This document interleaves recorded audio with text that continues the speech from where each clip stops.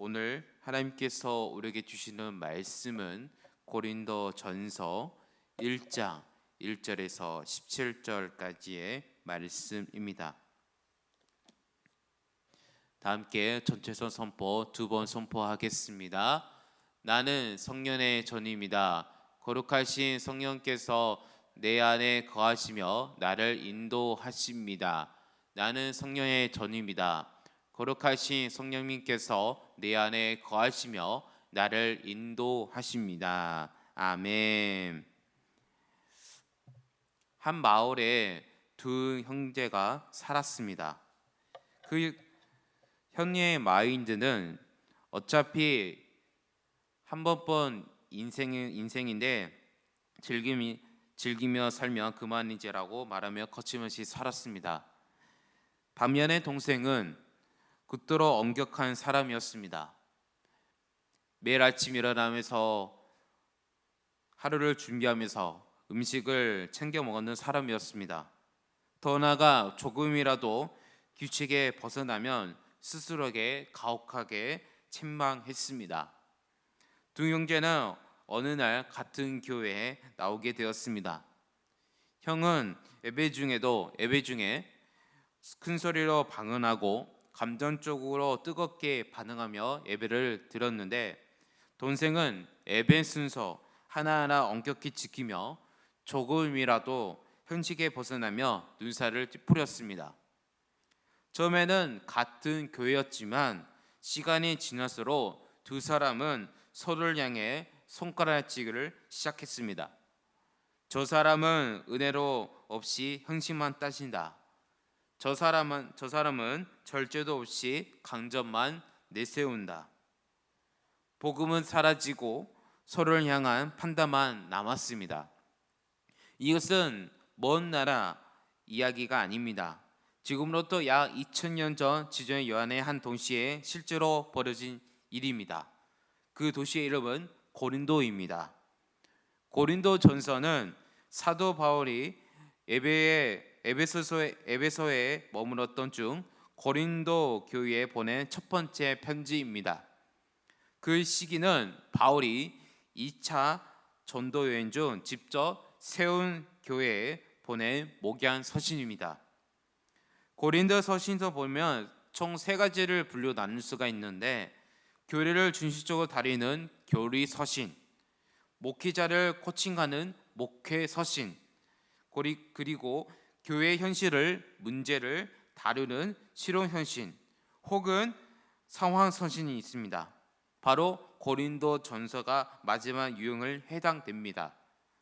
고린도 교회 안에 실제로 발생한 문제들에 대한 바울이 해결책을 제시하는 편지이기도 합니다. 고린도는 동서남부 있는 교통을 무역 역충지였습니다. 지금 말하면 인천이나 부산에 비교할 수 있는 다양한 민족과 문화가 유입되는 국제 도시였습니다. 이러한 환경은 자연스럽게 종교적 혼합주의를 낳았습니다. 고린도 도시에 보면 12신전이 있었으며 도시에 부유하면서 지적 나왔지만 다른 한편은 성적으로 극히 문란했던 도시였습니다. 고린도 교회는 혼란 이면에서 헬란 사상 그리고 영지주의 사상이 있었습니다. 이런 사상 때문에 충돌이 일어나면서 고린도 교회는 분파와 분쟁의 소용돌이에 치며 깊이 혼란스러웠습니다. 교회는 하나님 대신 갈등을 보내신 파멸을 품게 되는 한 교회가 되었습니다. 그렇다면 사도 바울은 이 혼란스러운 교회를 어떻게 무슨 말을 건넸을까요? 그는 어떤 방식으로 이 문제를 접근했으며 오늘 우리에게 어떤 말씀을 남기고 있을까요? 오늘 본문을 통해서 함께 살펴보겠습니다. 다 함께 1절에서 4절 말씀을 함께 읽어보겠습니다.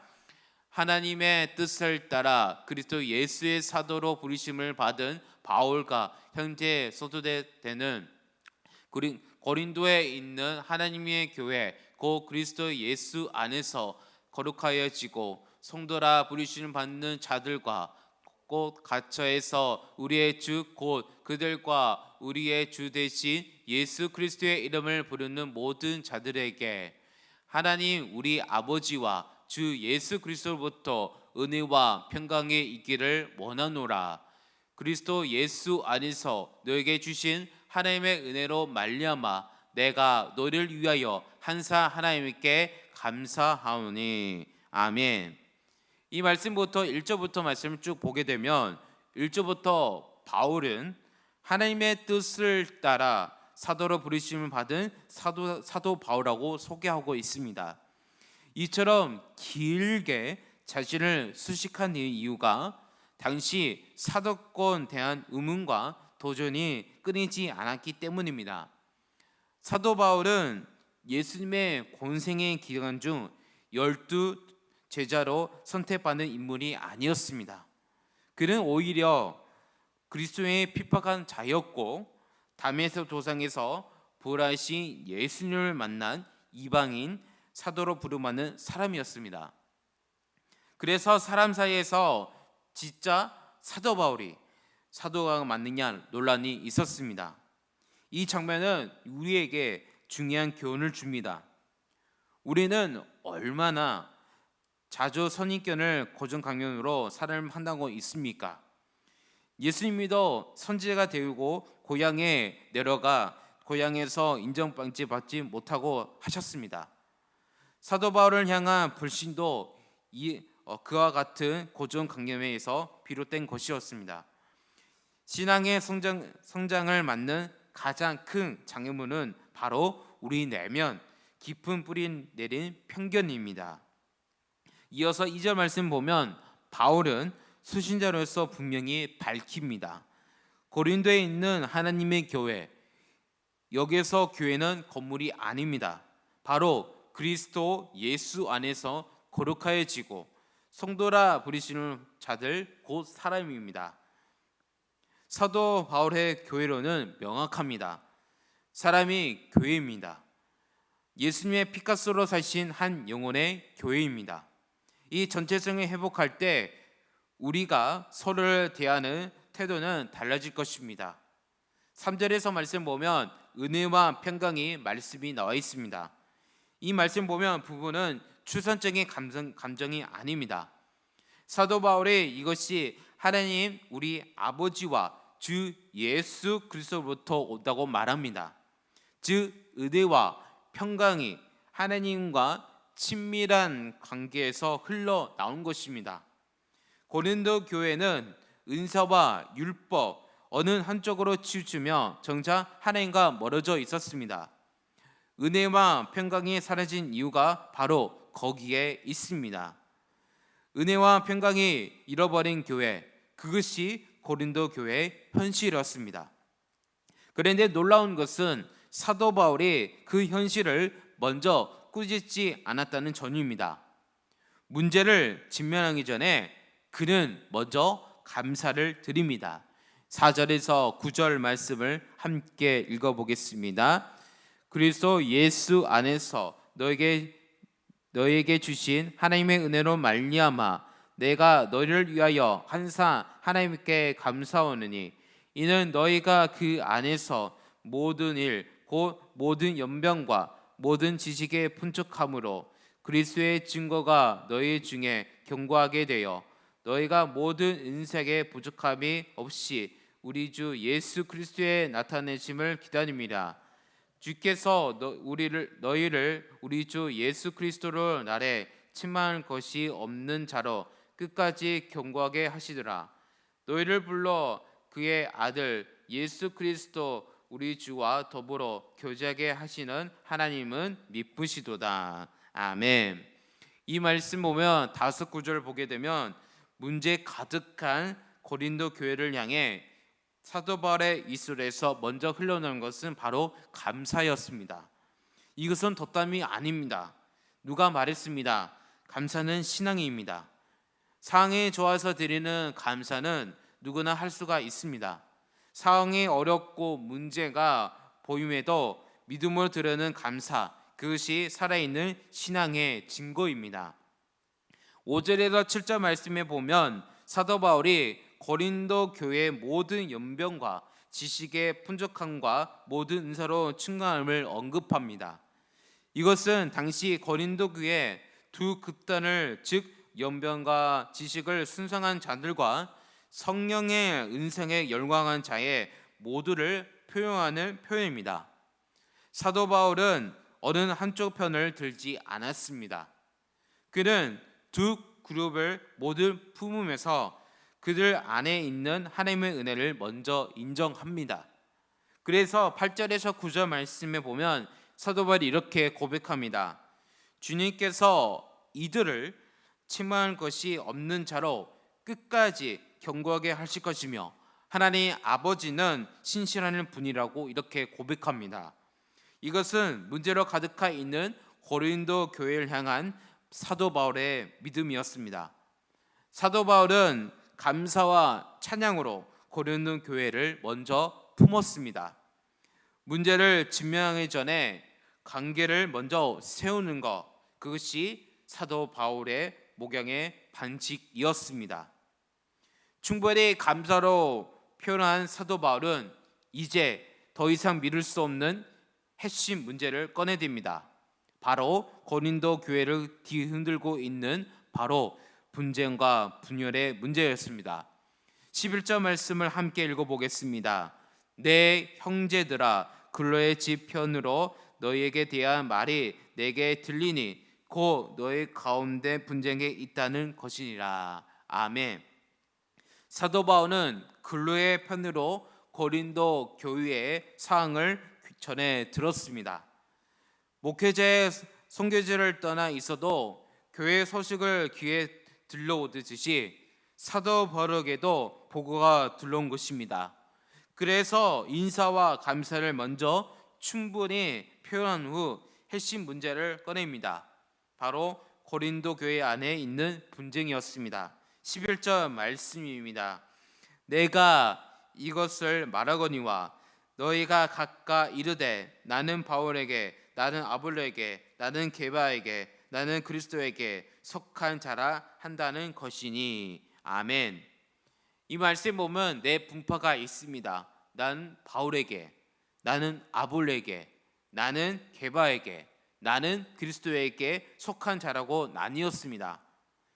가파는 저마다 자신들이 옳고 더 영적으로 탁월하겠다고 믿었습니다. 그러나 이 네파를 보면 말씀이 없고 복음이 없었으며 하나님 성령이 없었습니다. 그래서 10절 말씀 보면 사도 바울이 이렇게 해결책을 꺼내듭니다. 10절 말씀을 함께 말씀을 읽어보겠습니다. 시작. 형제들아, 내가 우리 주 예수 그리스도의 이름으로 너희를 권하오니 모두가 같은 말을 하고 너희 가운데 분쟁이 없이 같은 마음과 같은 뜻으로 온전히 합하라. 아멘. 이 말씀 보면 해결책은 이러합니다. 같은 말, 같은 마음, 같은 뜻입니다.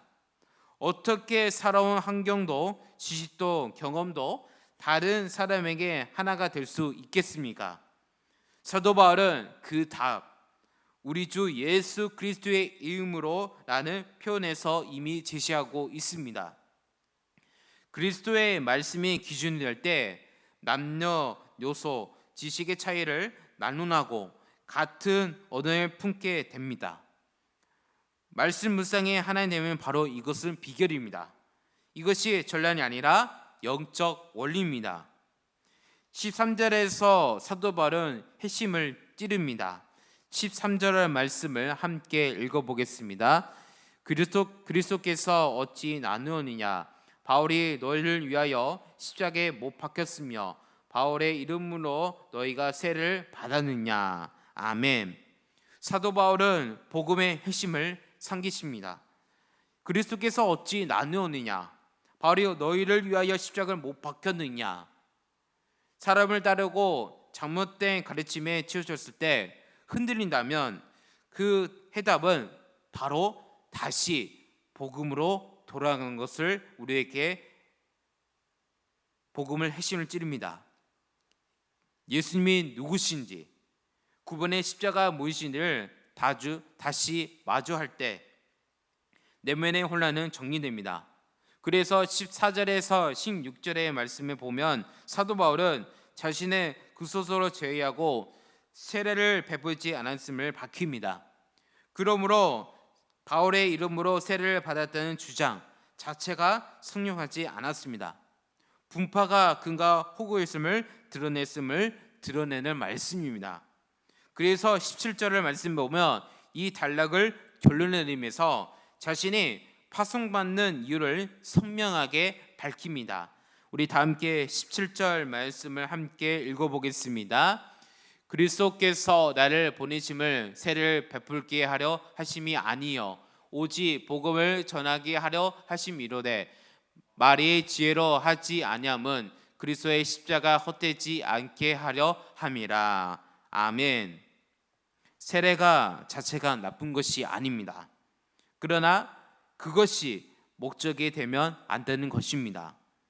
그리고 그 복음을 전하는 방식도 말의 지혜로, 즉 화려한 언변한 탁월이 아니라 그리스도 십자가여야 합니다.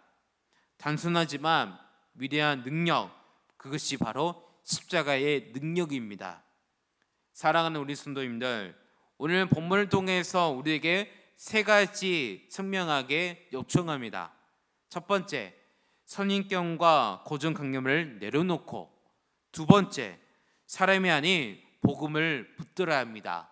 마지막 세 번째는 말씀으로 돌아가야 합니다. 은혜와 평강은 은사에서 오지 않습니다. 율법의 철저한 준수에서 오지도 않습니다. 하나님 아버지의 친밀한 관계, 그분의 말씀 앞에서는 날마다 결단에서 흘러나오는 은혜와 평강입니다. 우리에게 주신 말씀을 기억하면서 오늘 하루를 살아가는 우리 성도님 되시기를 예수 그리스도의 이름으로 축복합니다. 말씀을 생각하면서 다 함께 기도하겠습니다. 하나님 아버지, 우리 안에 깊이 자리 잡은 성립경과 고조관념을 주님의 은혜로 녹여주시고 사람을 따르는 그 딸을 향해 달려가던 고린도 교회의 모습이 혹여 우리의 모습은 아닌지 겸손히 살피게 하여 주시옵소서. 우리를 하나 되게 하여 주시는 오직 예수 그리스도의 이심을 고백하며 하루와 언변도 탁월한 은사도 아닌 십자가의 단순하고 위대한 능력 위에 우리의 신앙을 세우게 하여 주시옵소서. 날마다 주님의 말씀을 사며 같은 마음과 같은 뜻으로 하나 되는 교회 될 수 있도록 이루어 주시라고 우리 다 함께 기도합시다. 또 기도하실 때 아픈 하나님을 위해 기도합시다. 김본장 권사님, 오기승 권사님, 최경현 권사님, 김병태 집사님, 강호윤 집사님, 임방현 성도님, 임원장 권사님, 한웅장 권사님, 현경원 집사님, 현노 아이를 위해 치료와 회복을 주시라고 아픈 하늘에 기도합시다. 오늘은 종교인 야예배가 있습니다. 이 기도를 가지고 하신 기도하겠습니다. 함께 기도하겠습니다. 하나님 아버지 감사합니다. 오늘 말씀을 통해서 우리에게 많은 깨달음을 주셔서 감사합니다. 하나님, 고린도 교회가 많은 진짜 부유하고 지식이 넘치는 교회, 진짜 많은 교회가 있었습니다. 그런 교회였습니다. 하나님, 그 교회가 분재가 많은 가득한 교회였습니다. 그렇지만 그 교회를 통하여서 하나님께서 우리가 핵심을 찌르면서 우리가 알려주신 말씀입니다. 그 말씀을 통하여서 우리가 더욱더 교훈을 삼아 하나님의 교회를 세워가는 우리 교회 될 수 있도록 인도하여 주셔서 더 나아가 그토록 우리가 하나님 앞에 하나 되신 우리 주 예수 그리스도를 고백하면서 화려한 언벽도 탁월한 은삭도 아닌 십자가에 단선하고 그 위대한 능력 위에 우리 신앙을 세울 수 있는 우리가 될 수 있도록 인도하여 주셔서 하나님의 간절한 마음으로 함께 기도합니다. 우리 김육의 하나님들이 있습니다. 하나님, 여호와 하나님께서 함께 해주셔서 그들 직접 찾아가서 머리부터 발끝까지 세포까지 피까지 안수해 주셔서 그 아픈 곳을 치료하여 주셔서 하나님, 우리 손들 중에 힘든 가운데 있습니다. 주님께서 찾아서 그들을 위로해 주시고 그들을 일으켜 주셔서 하나님의 거룩한 백성 살아가는 우리 손들 될 수 있도록 인도하여 주셔서 하나님, 오늘은 종교의 야외 예배가 있습니다. 하나님, 덕천 운동장에 가서 함께 성도님 그곳에 만나 함께 예배하며 함께 교제합니다. 하나님, 그 교제 가운데 더욱더 친밀한 교제 가운데 더욱더 즐거운 시간 될 수 있도록 인도해 주시고, 더 나아가 다치지 않고 더 나아가 그들 가운데 더욱더 화목하여 교제하면서 더욱더 즐거운 야외가 될 수 있도록 인도하여 주셔서, 하나님, 이 시간 나와 하나님 앞에 기도로 하나님 앞에 올려드립니다.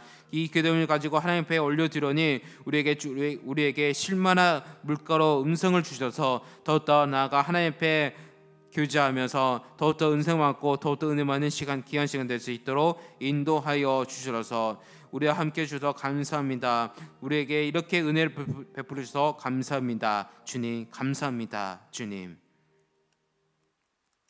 은혜와 사랑 하나님 아버지, 오늘 고린도전서 말씀을 통해 우리의 자신의 모습을 돌아보게 하시니 감사합니다. 우리 안에 깊이 자리 잡은 성경과 고정 강렬을 주님의 은혜로 녹여 주시옵소서. 삶을 따르고 그 땅을 향해 달려가던 고린도 교회의 모습이 혹여 우리의 모습은 아닌지 겸손히 살피게 하여 주시옵소서. 우리를 하나 되게 하시는 분은 바로 오직 예수 그리스도의 예수님을 고백합니다. 화려한 언벽도 탁월한 은사도 아닌 십자가의 단순하고도 위대한 능력 위에 우리의 신앙을 세우게 하는 우리가 될 수 있도록 인도하여 주시라서, 날마다 주님 말씀 앞에 서며 같은 마음 같은 뜻으로 하나 되는 교회에 이루게 하여 주시라서, 분재가 분열 가운데 있는 이 시대의 교회들을 불쌍히 여겨 주시라서, 편안됨 없이 말씀과 성령의 균형 위에 서는 목회자들을 위해 성도들을 세워주시고 복음의 능력도 치유되는 공동체 되게 하여 주셔서, 오늘은 야외배가 있습니다. 오늘은 푸른 하늘과 맑은 공기, 우리를 둘러싼 모든 피조물이 주님의 영광을 선포하고 있음을 고백합니다. 오늘 이 자리에 함께하는 모든 성들 위해 주님의 은혜가 넘치게 하여 주시고, 들어진 찬양과 말씀이 우리의 마음이 깊은 곳에 새겨지게 하시고, 일선 벗어난 이 특별한 자리에서도 주님과 더욱더 많은 깊은 자리 될 수 있도록 인도하여 주셔서, 예배하는 동안 날씨와 환경을 지켜주시고 함께 모든 일을 몸과 마음을 강력히 붙들어 주시고, 오늘 예배 가운데 끝나는 순간까지 주님께서 친히 인도하여 주셔서 우리를 부르사 그 아들 예수 그리스도와 더불어 교제하게 하시는 신실하신 하나님을 찬양하며 감사하며 예수 그리스도의 이름으로 기도드립니다. 아멘.